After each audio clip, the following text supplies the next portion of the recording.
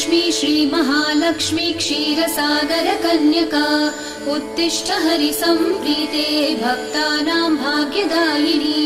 श्रीलक्ष्मी श्रीमहालक्ष्मी क्षीरसागरकन्यका उत्तिष्ठ हरिसम्प्रीते भक्तानां भाग्यदायिनी।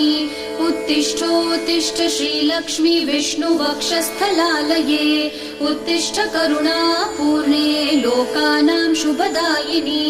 उत्तिष्ठोत्तिष्ठ श्रीलक्ष्मी विष्णुवक्षस्थलालये उत्तिष्ठ करुणापूर्णे लोकानां शुभदायिनी।